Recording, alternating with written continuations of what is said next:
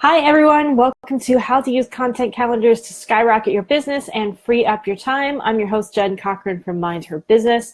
So we are going to get this presentation on the road.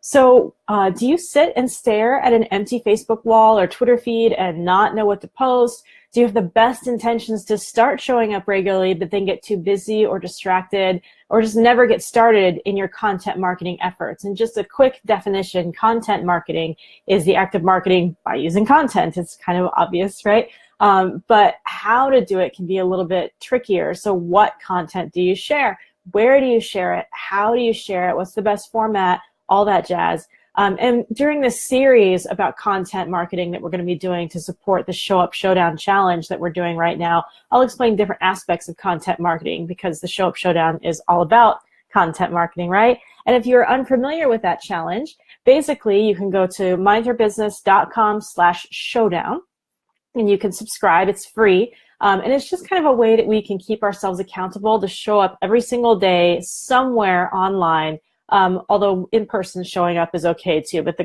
goal is to do it online so we can build audiences every single day, even on the weekends, because people are still on the interwebs on the weekend, right?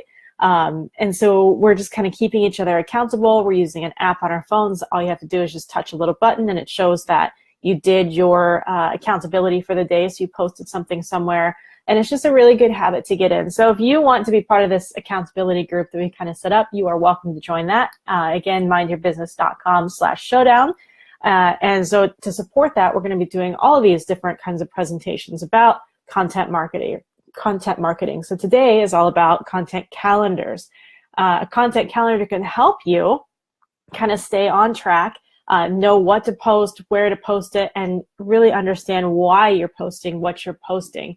So what the heck is a content calendar? Well, I'm going to show you some pictures of some content calendars that I made for us to use. Basically, it's a calendar that you set up. You can use something on your phone. You can use one of these printables that I made. You can use anything, but you're basically keeping track of what you're posting and where you're posting it, so you can have a quick overview about who's going where and just making sure you're staying on track. Towards the end of this presentation, we're going to go over exactly how to fill in a content calendar. We're going to start off with talking about what the purpose of content calendars are first before we get too into that, so you can kind of understand how to fill in the blanks. You can download these 5 free calendars over at mindyourbusiness.com/content calendar training. And I made 5 of them. I was going to just make one, and then the graphic designer part of me got a little bit carried away, and voila, you have 5 now, yay. So you can grab those. I made them in both US letter size and A4 size because I know a lot of our people that are in this group are not here in the States, and so I made them so they fit on you guys' paper just as well as ours. And you can either download them and use them as fillable PDFs. You can type into them right there on your computer and print it out that way after they're filled out, or you can just use them as a printable and fill them out by hand later, whatever works for you. So you can grab those over at that website there. So what are the benefits of having a content calendar? Well, there's 4 main benefits to using a content calendar instead of just winging it. They're consistency, direction, attracting the right people, and establishing your expertise. And so we're going to start with talking about consistency. Why is consistency important? Well, have you ever started on a social media channel, worked on it for a few days, and then basically abandoned it? You know, you get the newest hot thing, Snapchat comes along, or, Instagram starts doing videos, and you do a couple of videos and then you just stop, you just abandon it. Do you have a Facebook group? You have an Instagram and a Twitter and a YouTube and a Snapchat and a Pinterest and whatever else is, so hot right now? Well, if you're not consistent, it can really, really hurt your business and the perception. How often do you show up in all the different channels that you have? It's super important that if you're going to have it, that you're actually there. If you show up for a little while and you gain a few fans or followers and then just leave, what kind of message do you think that sends your followers? Think about it. Does it make you look dependable? Does it make you look professional? Does it look like you care about the people who've chosen to follow you?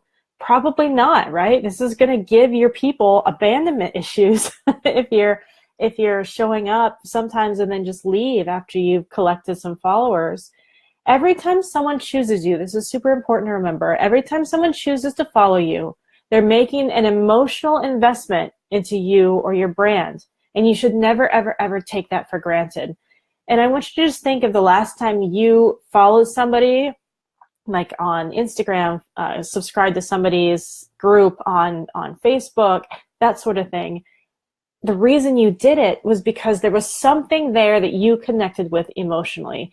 You were either connecting with like the feeling that they made you feel when you were there. You were connecting with, you know, aspiring to a certain lifestyle or aspiring to a certain way that your house looks. Maybe they were challenging you to do something. Maybe they were giving you training, but there was some sort of emotional connection that was made there. And so if you let people make emotional connections with you and then you break those emotional connections by not being there for you, that really makes your brand or you look really, really bad. So we don't want to do that. So rule number one, only be active on channels where you plan to show up regularly. So don't try and be active and be all things to all people and be on all the social medias.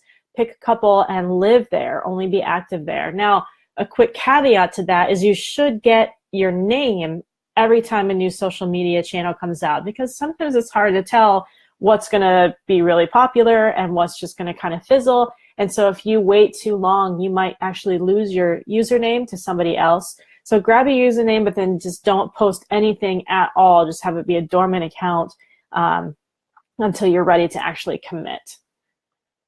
What does consistency look like in your content marketing? Well, this is going to vary based on your business and based on your business goals. Maybe it's showing up once a day on a certain platform. Maybe it's once a week, bi-weekly, monthly. Figure out a timeline that works for you and then be consistent. If you start posting on your blog, you know, every Monday, Wednesday, Friday, and then you just kind of stop and just start posting Mondays only without warning, you're going to upset a lot of people that kind of depend on you to be part of their day, that have been religiously following you on your Monday, Wednesday, Friday schedule. So if you're going to change something, just be really sure to key in your followers and let them know what to expect. A really important part of content marketing is meeting expectations. So you set an expectation. Here's what I'm going to teach you. Here's what my business provides. Here's how my business enhances your life. And then you actually do the damn thing, to quote Amanda Francis. So set the expectation, meet the expectation, and be consistent in how you're delivering. Here's some recommendations. This study was from coschedule.com. And they're kind of a platform that helps you schedule your content marketing if you're into that sort of thing.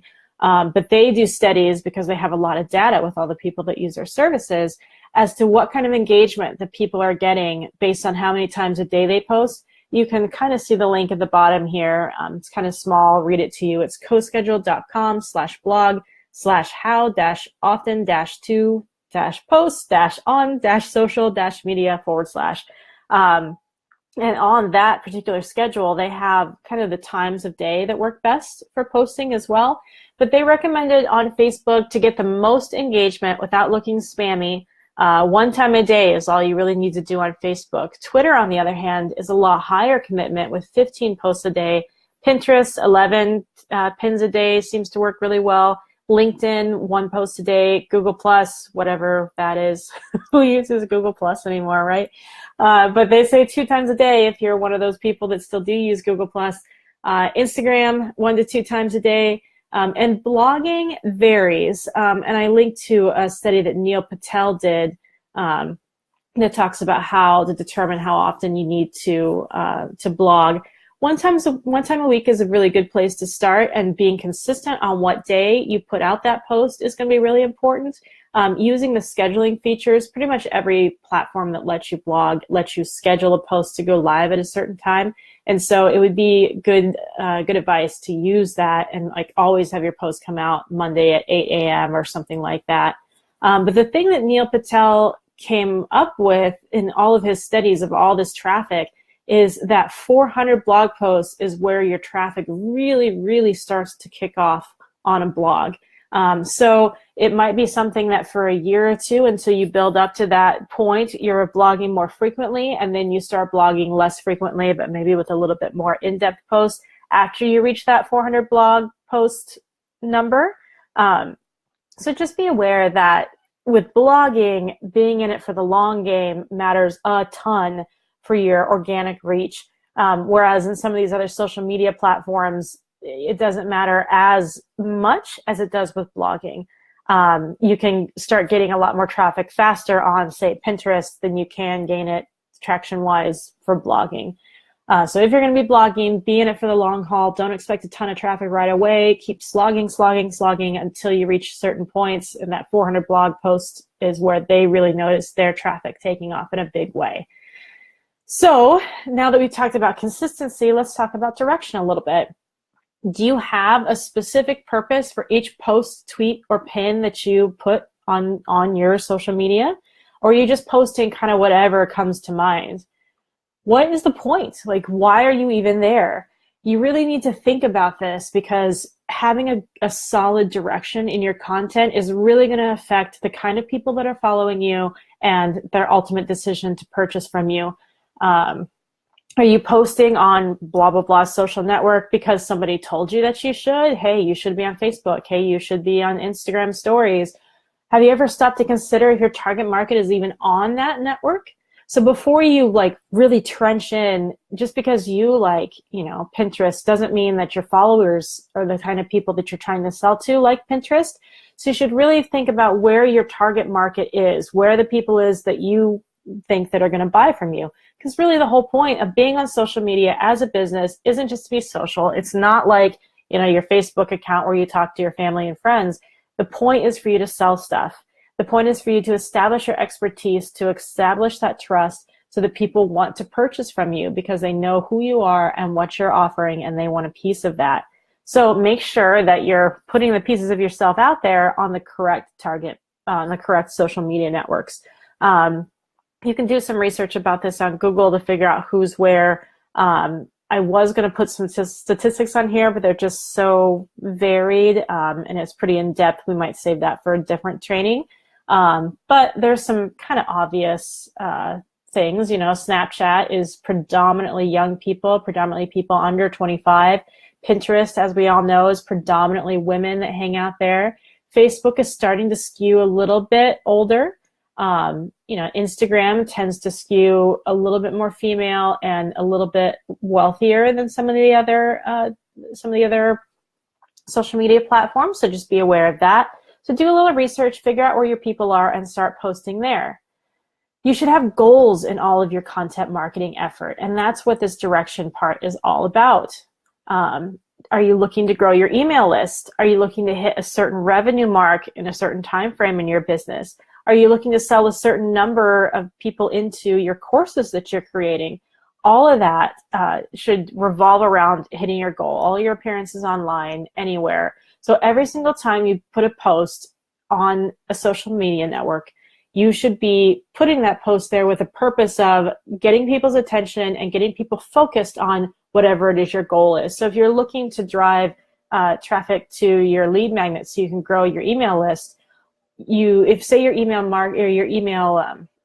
lead magnet is a social media, well, let's just take this for example, this content marketing calendar, right? So if I'm trying to sell you stuff about content marketing, if that's what my business model is, then everything I should talk about should be about content marketing. It shouldn't be about, graphic design. It shouldn't be about repairing motorcycles. It shouldn't be about how to open an e-commerce store. It's all about content marketing. So the quotes that you put on your Instagram are going to kind of revolve around something at least marketing-y, if not content marketing-y. The posts you put on your blog should all revolve around the content marketing. All your appearances should revolve around the goal that you've set for your business.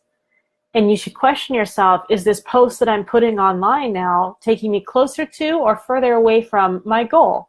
And only post some stuff that's bringing you closer to. Now we need to talk about attracting the right people. That's the third point of doing content marketing. Now that you understand what you're trying to accomplish, you need to consider who is the kind of person that will take you towards that goal. You don't want your post to be directed at just anyone. You don't want your post to be directed towards tire kickers. You don't want your post to attract broke people. I'm sorry, we're in a business here. We need to try and attract people that have the money to spend and invest in whatever it is that you're selling. You don't want your post to attract wishy-washy people. You want to find the people that are passionate about what you're trying to show them. that need what you're trying to sell and know that they need it and want it would be even better. Want the results that your business produces. A little bit of what you post needs to be polarizing to some degree. Now, this isn't saying to be a complete jerk, but again, the point is you cannot be all things to all people. So what you post needs to kind of segment your audience into the people that are going to be buying from you and the people that aren't. And it's okay if those people that aren't start to follow away, start to unsubscribe, start to follow other people, because your point is to attract more of the people that work well with your business model and are ideal clients, and less of the people that are just there because they wanted some freebie from you. Your post should make your people, whoever they are, feel like they're part of an insider circle designed just for them. And you shouldn't worry about being boring, repelling, or otherwise not attracting people who aren't in your target market.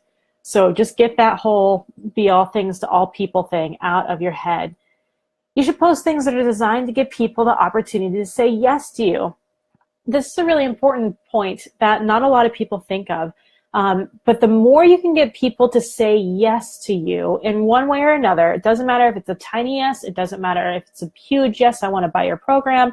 Every little yes is getting you closer to big yeses. So post quotes that people can agree with, that they're like, yes, that's what I feel about this thing. Ask questions when you do a Facebook Live that give people the opportunity to say, yes, I agree. Yes, I do this in my business. Yes, I want this. Any little yes that they say, like I said, get you closer to the big yeses. If you're looking to attract buyers, then you sometimes have to post content that is designed to, shocker, sell things to people. And I'm talking a little bit more to service providers right now, people that sell services, accounting, yoga, courses, that sort of thing.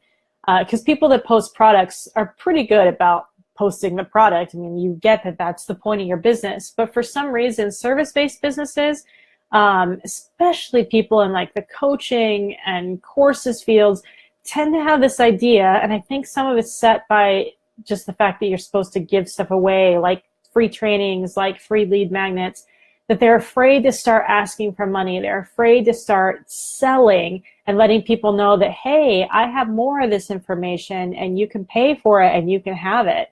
So, and if you don't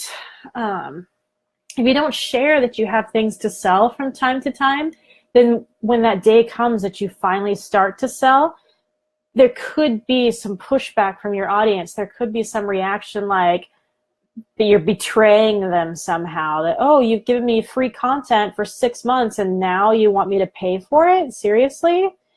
So in order to get around that and to not face that backlash, you should be consistently selling, even again, if it's micro sales. Maybe you have a cheap little $27 product. Maybe you have a $7, lead magnet or content upgrade or something. You should always be letting people know that, yes, you're happy to give them free stuff. You have tons of knowledge to share. Here are ways that you can purchase more of that knowledge. Here are ways that you can pay to get this thing that they're all there attracted to you for, right? So you need to show them the what and sell them the how. So many people get caught up on, well, how much content should I share? Am I giving away the farm? Should I tell them everything? Well, you should show them the what. So what does that mean? That means, for instance, on this content calendars class, the what is how to make a content calendar. The how would be, if I'm going to sit down and do a one-on-one session with you and show you how to fill out your content marketing calendar for your particular business and figuring out the strategy and all of that. So that's the how. That's what you sell somebody. Showing them the what, you can show them what it is that they need to know all day long. And some of them will take the initiative and do it themselves, and that's great. Maybe they'll be ready to purchase a more advanced product from you down the line. But maybe they just don't have time, and then they're like, I really want this thing. Like, I want the results that Jen's talking about with content calendars. I just don't have the time to sit down and do one. So sell me how to do it. Like, help me do it. Do it for me. Do it for me services are great for this kind of stuff. Or sitting down and coaching services are great for the how end of things. So feel free to give away all your knowledge on the what and just save the knowledge on the exact how as your product.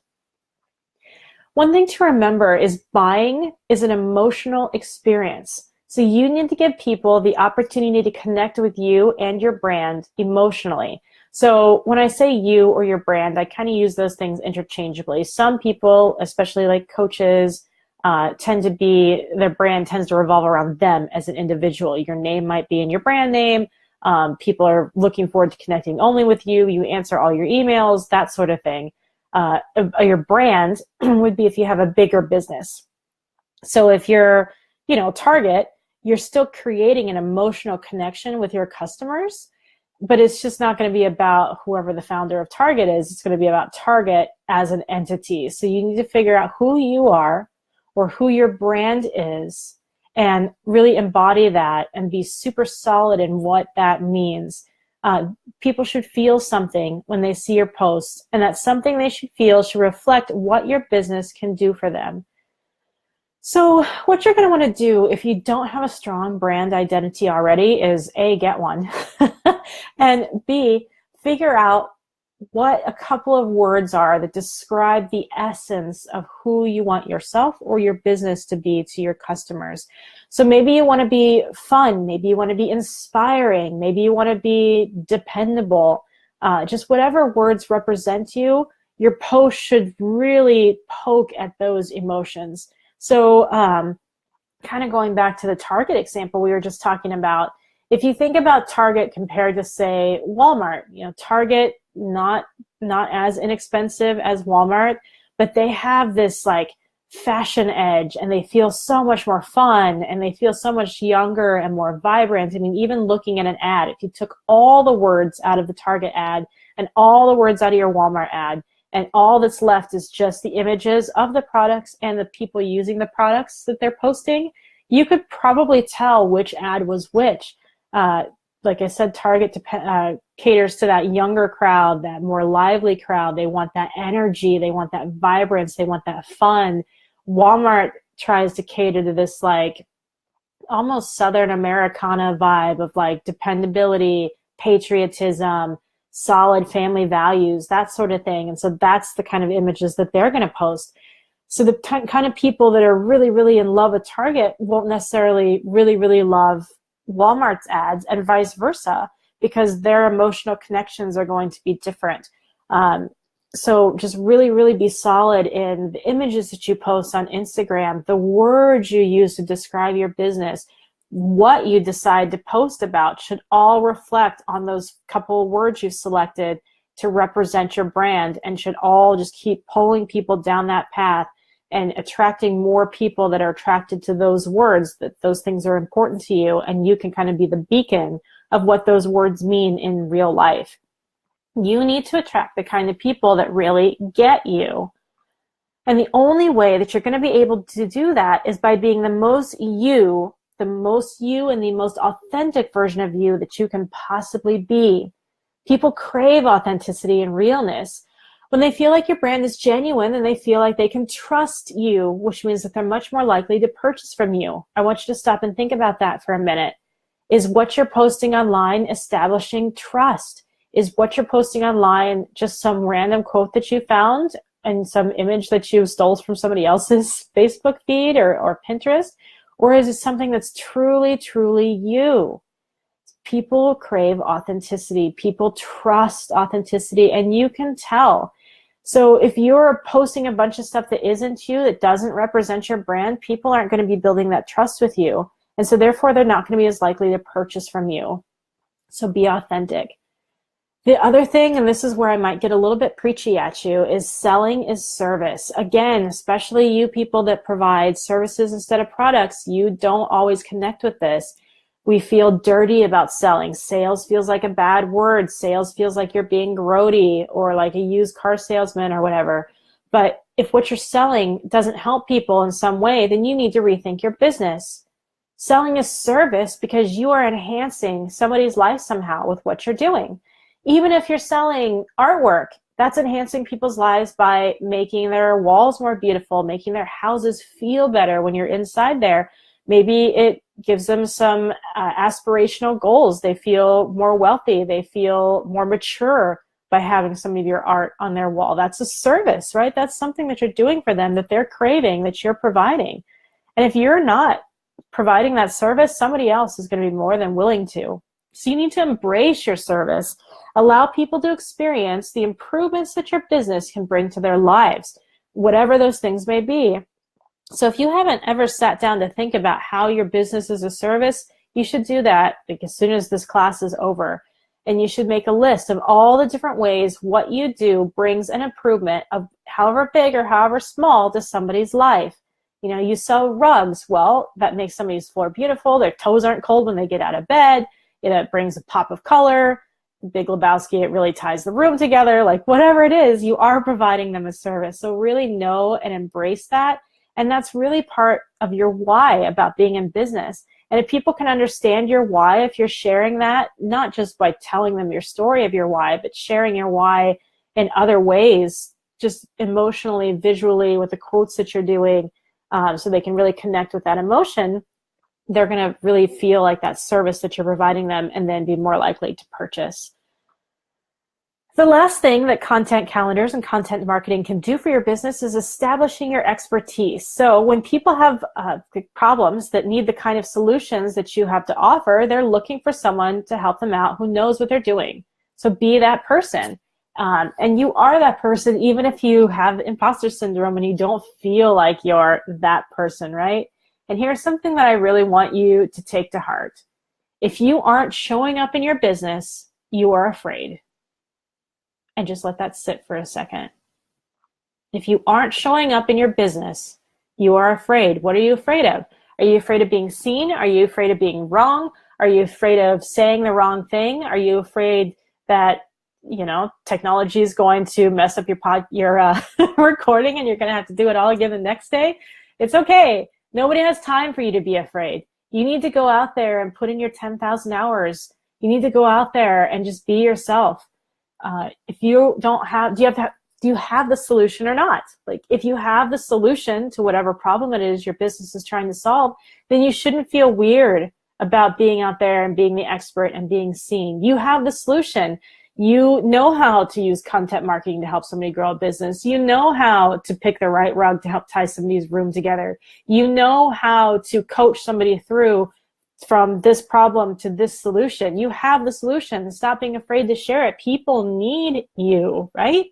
If they didn't need you, then why would other people in your industry be making a living doing what it is you're trying to do?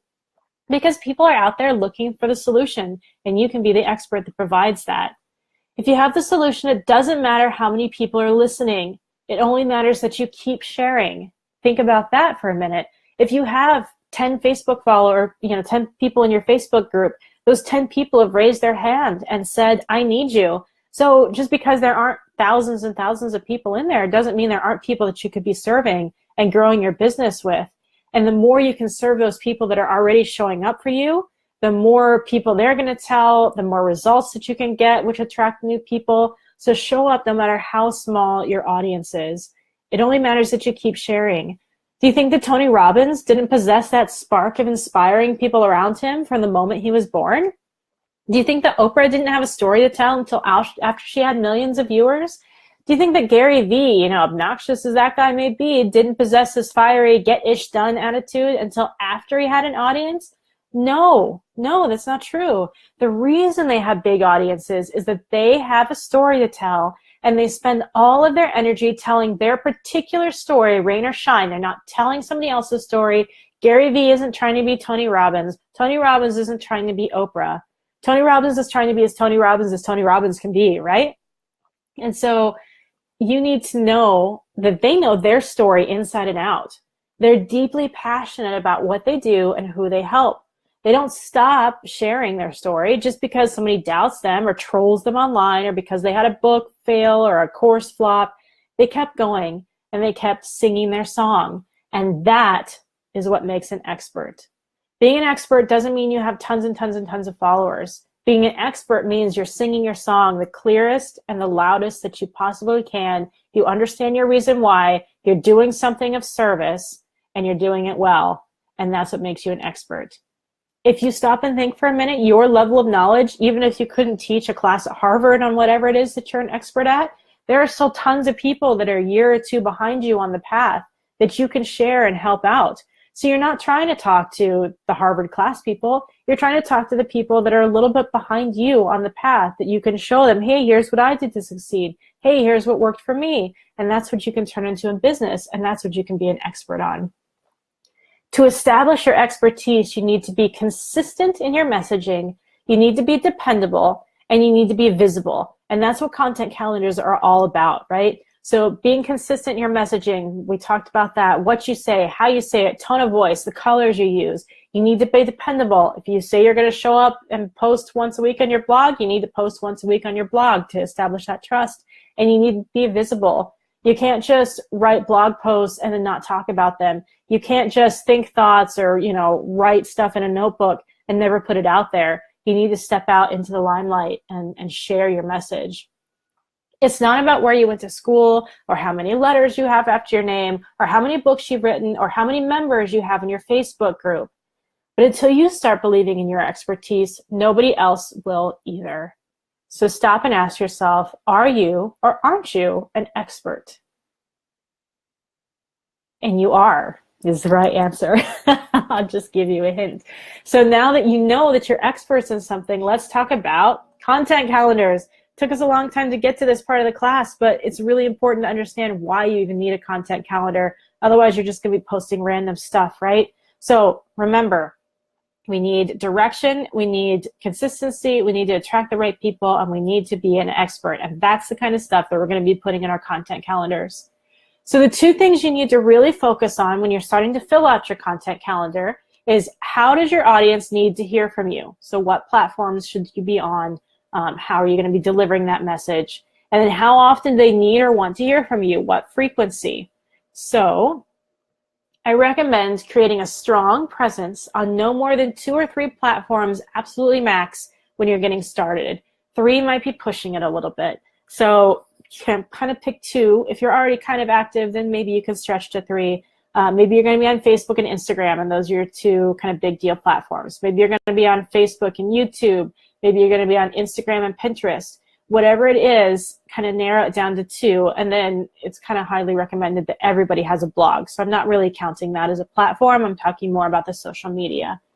So here's the recommendations again, just as you start to think about where you're going to be showing up. If you don't have a ton of time, Twitter might be a little bit of too high of a commitment for you to really, really make it work. So you might want to focus on these kind of lower commitment, Facebook, Instagram, LinkedIn kind of areas if you're trying to ease into your social media marketing. Here's our content calendars again and where you can get them, mindyourbusiness.com/content calendar training. So you can grab some of those. We're going to start talking about how to use content calendars, and I'm going to use one of those as an example to show you kind of how to start filling it in. So to give you a great overview so you can more easily track, content marketing calendars give you a great overview so you can more easily track what message you are sending, how often, and the method you are using to send it. So sometimes it's easy to kind of get caught up in like a Facebook wheel to where you've posted the same kind of things on Facebook for 5 days, but you've completely neglected your Instagram. And so you're like, oh my goodness, haven't posted on Instagram. You go post a couple of times on Instagram and start to neglect your Facebook. Having a content calendar will help you keep balance so you know exactly where you're posting, how often you're posting it, and exactly what message that you're putting there so you can plan ahead and be consistent. So we're going to kind of run with a sample scenario. You have a social media marketing course that you're launching. Your cart's going to close the last day of the month, and you also have a small Instagram mini course that you're selling, and you're trying to build out your email list. So these are your goals, right? These are the directions that in this sample we're taking our content marketing calendar. So the first thing we're going to start plugging into the content marketing calendar is our core content. So the core content from this scenario is this course that we're trying to launch, right? So the main kind of messages that we're putting out all revolve around your expertise in social media marketing so that you can get people really invested in you and sold on you so that at the end of the month, that course is going to be a lot easier to sell. So we start by plugging in Instagram training on Facebook Live. We're going to have a Facebook training on Facebook Live in a week from that. Then a week later, we're going to have a Pinterest training on Facebook Live. And then at the end of the month, we're going to run a 5-day challenge on Facebook. And so we've kind of blocked all of those things in. These are the things that are establishing our expertise in our industry. Then we're going to add supporting content. So how can we make that core content be more visible, and how can we also support our other goals? So our other goals, we're selling that mini course that we made on Instagram and then building our email list in this particular scenario, right? So you can see on the first of the month, we have a blog post with a content upgrade. What's a content upgrade? Well, it's kind of like for instance, in this particular course I'm teaching you right now about the content calendars, the content upgrade would be these calendars. So I can write an article about how to use content calendars in your business and then include a link where they can download these content upgrades in exchange for their email list. So they can get the calendars. All you have to do is give me your email. Everybody wins, right?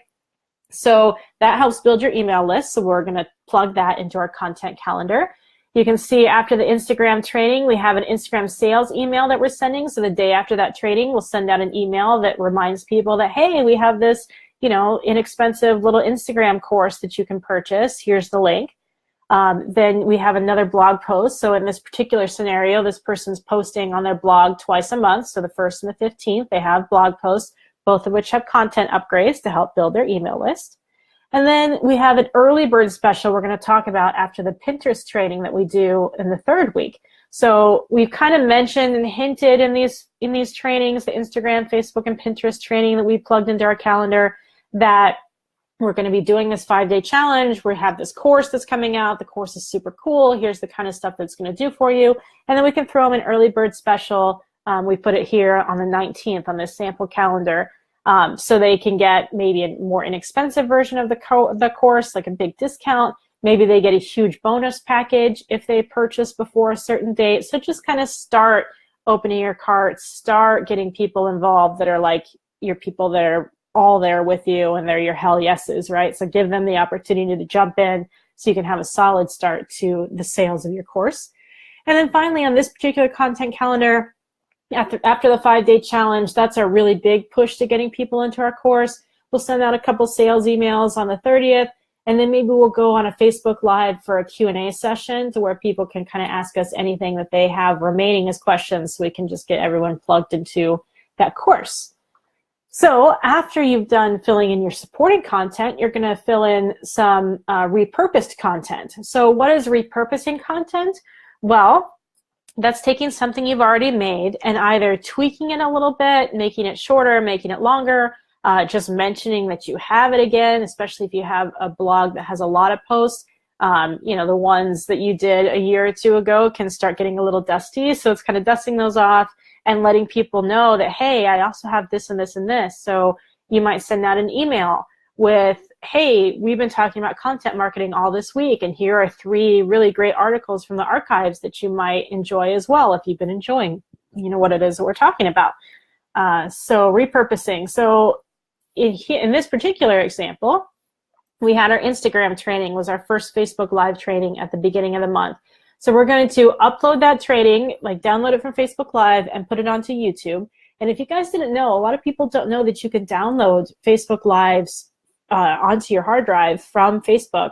You just click on the 3 little dots at the top right of the screen, and that brings down a download video option. And so you just click that and you download it. And so then you can either upload it straight to YouTube, or you can edit it if you need to. You can add an intro and an outro, whatever you need to do, and then just repurpose that same content with just a little bit of effort on your part. You don't have to redo the whole training.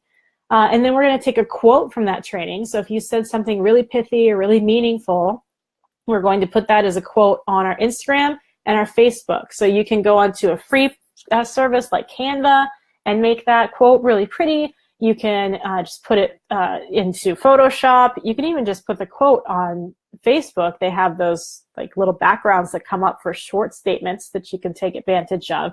It just might be more eye-catching, and especially important to add a little bit of branding somewhere in there in case somebody else shares your quote, like your logo or whatever will be on there. So we kind of did that same upload training, get a quote for all the different trainings that we did on this particular content calendar. We didn't talk about emailing old, blog posts and things like that, but that would definitely be a great way to repurpose content. And then you could share something personal. So again, building that emotional connection, really, really kind of building the strength of that, builds that trust, builds that connection, makes people really want to work with you. So in this particular example, we're going to maybe share part of our personal story on Instagram after we put out our blog post. And then a little later on in the month, maybe we're going to send the behind the scenes pic of what your desk looks like, or what your workspace is doing, or you and your coworkers, or you coaching someone, just something that shows like what it looks like to work with you, or what it looks like in your creative process. Maybe we're going to do a what I'm reading post on Facebook. Connecting yourself with an existing piece of content is an interesting content marketing strategy, because you can use it one of two ways. You can use it as, yes, I agree with this person. So if, say, I read, while I'm reading the book, you can be a badass at making money or something to that extent. And so if I'm saying, okay, I agree with everything she's writing, then I show that I'm in alignment with her, and I get some of her, like, it connects me with her emotionally, with people, in people's minds. If they've read the book too, oh, she agrees with this person I agree with, so therefore I must agree with her, right? The other way you can spin that is if I really, really disagree, then it puts me in a different kind of power dynamic with the author of that book, to where I'm being confrontational and here's my reasons why. And so again, you're creating that polarity in your group. So, well, I either agree with you, yes, I disagree with everything in that book, or no, I actually like the stuff in that book, maybe you're not with me, and you can use that to kind of filter out the people that are kind of wrong for your group. And then maybe we're going to put a picture of our challenge prep for your 5-day challenge. And this kind of hints that you have a 5-day challenge coming up. Here's what goes into making a 5-day challenge. You know, I'm working really hard for you guys. I'm giving a lot to you guys. You should really, really show up to this.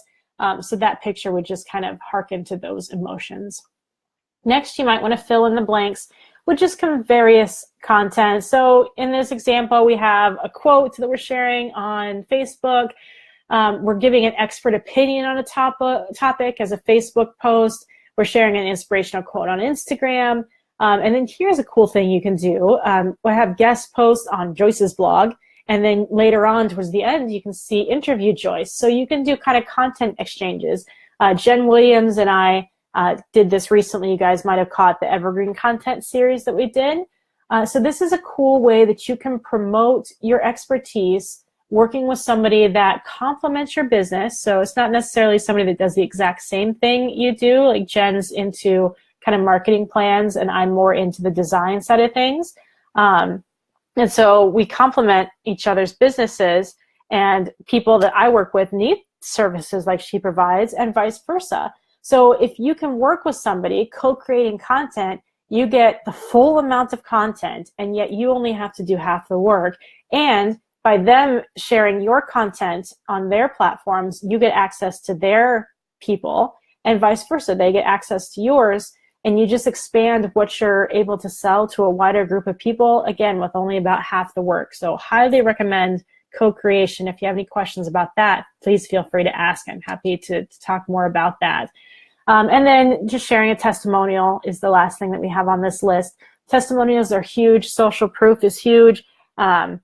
If you help somebody and they can explain how you helped, then somebody else can identify with that other person as, oh, they started out where I started out, and they went where I want to go, and this person was able to help them. Look at their results. That's awesome. I want to work with that person that helped. So just a quick recap. We do content calendars so we can have consistency, direction, attracting the right people, and establishing your expertise. So you're going to want to sit down with your content calendar, figure out exactly what you're trying to sell in your business, figure out how to consistently message that and to attract the right people, and don't be afraid to sell, and don't be afraid to establish your expertise. So I'm going to, and I will pop back in and watch them. If you need to get those calendars so that you can start doing your own content calendars, mindyourbusiness.com/content calendar training is the place to go.